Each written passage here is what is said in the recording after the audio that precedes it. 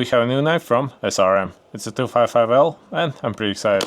It's supposed to be like the little brother to the 258L, which is one of my favorite folding knives. This is quite nice. And yeah, it's quite similar, but in the same has its differences. So I'm pretty excited to check it out. So let's unbox it. So here it is. As usual, comes in this pouch. Let's open it up. And here is the knife. Here it is. There's nothing else, just a silica pouch as usual. Yeah, here it is. The action seems really nice. Let's compare them side by side. And as you can see, they look almost the same. This is a bit smaller, but weight-wise feels a lot lighter. Yeah, look, quite nice. Size-wise, it's super light, weighs only 70 grams, has a total length of 189 millimeters with a blade length of 77 millimeters.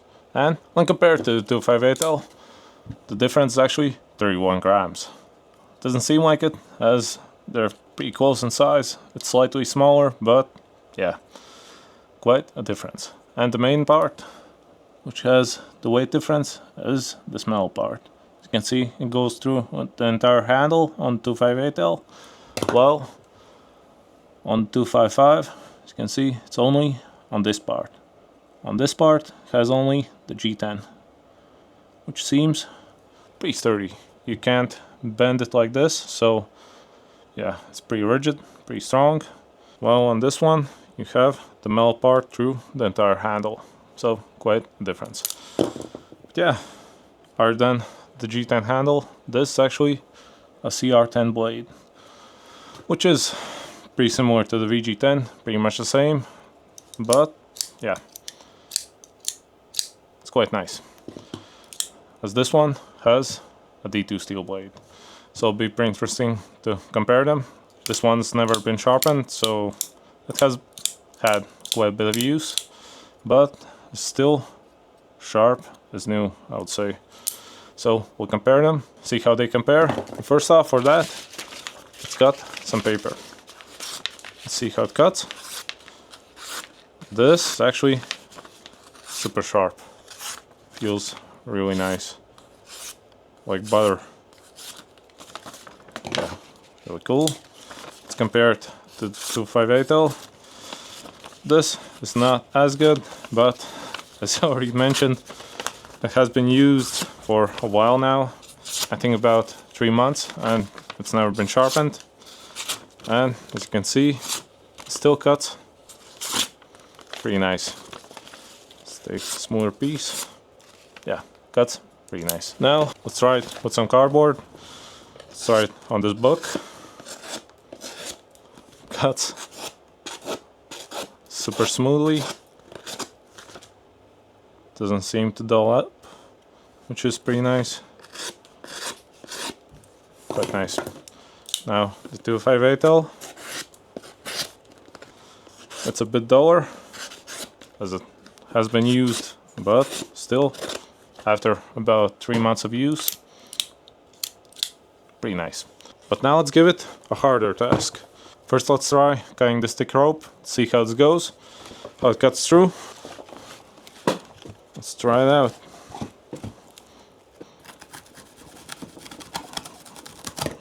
Yeah, cuts pretty nice. So now, let's try it with some zip ties.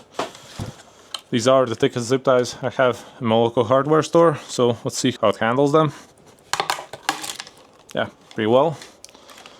Pretty much no issues. Let's see how easy it cuts them while holding them in my hand. Let's try this one more time. Yeah, actually pretty nice. No amount of resistance. Yeah, feels quite nice. Just to compare, let's also try it with the 258L. Actually, yeah, pretty similar. So yeah, after about 3 months of use, still cuts like new. Might need a bit of sharpening, but pretty nice. let's see, does it still cut like new after all the cuts? And some paper. Pretty much like new. Pretty nice. So now let's talk about the build quality. Overall, feels really nice. The action seems about the same as on the 255L, which is one of the main parts why I like it. It moves really smoothly, really satisfying. Let's check the center of mass, where it is. It's here, so it's pretty much in the middle, which is pretty perfect. Let's compare it with the 258L. This one is slightly on the back end, which is due to the metal plate being longer. Yeah, the movement is really nice. The Ambi-Lock or the crossbar lock seems to work quite nicely. Can get loose when tossing it like this, which is not too bad. In normal vibrations, as you can see, it won't fall out when running around or whatever. But if you really try, technically, you can also deploy it like this. As you can see, I'm not pressing it. Yeah. Which could be also a feature. You don't need to press anything, simply, yeah, here it is. But yeah, it seems to be working pretty nice. And yeah, pretty smooth. Just like on 258L, which is quite a bit heavier. But this one seems quite nice. Now, let's check out the pocket clip.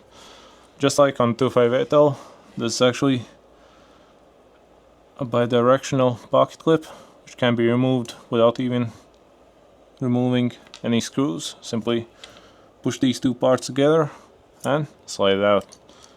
Then slide it in to the other end. So it's pretty easy, pretty unique for SRM knives. I've not seen it on any other brand, so it's pretty cool. Let's show it again. You press these two parts together on the upper part. This is quite stiff, but that just means it won't fall out on its own. It does need quite a bit of pressure, and here it is. Then it slides out, and you can put it back in the other side. That's it. And it's the same on this one. Here it is. Let's check if the pocket clip actually fits into the other one. Yeah, it does. So technically you can also carry it like this. If you like tossing it around in one or the other pocket, you can also yeah, carry it with two pocket clips. I'm actually not sure which one's which. They're, I guess, identical. This one has a bit of wear on it, so I guess this one is from the 258L. Let's put it back. And now let's test it, how it fits in the pocket. Is this a deep carry pocket clip? You can see it fits really snugly in the pocket. You can barely see it, and it's pretty sturdy. As this is really light, I doubt will ever fall out on its own. Even like this, it's so light. The pocket clip is very strong, so it's not going anywhere. Whereas with this one, the 258L, I believe had quite a lot of movement, as this is a lot heavier. But in normal circumstances, even if you're running like this, neither one is going anywhere. They're quite sturdy. So that's pretty cool. And in case you want to carry it with a lanyard, there's actually a spot here, which is pretty nice for it. Just like on the 258L which is slightly different, but still the idea is the same. The lanyard goes through here, and yeah, it's pretty easy. So overall, this is a really nice knife. I really like it. It costs about 60 bucks, so I think it's a really nice deal.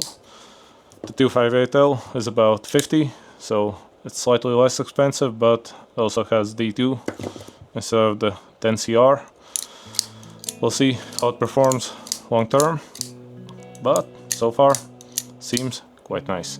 I'll continue carrying it, and let's make an update in, let's say, a month or two. See how it holds up, and yeah, overall, it's really nice. So, if you want to pick one up, leave the links in the description, and if you like this review, leave a like, subscribe, and see you next one. Bye!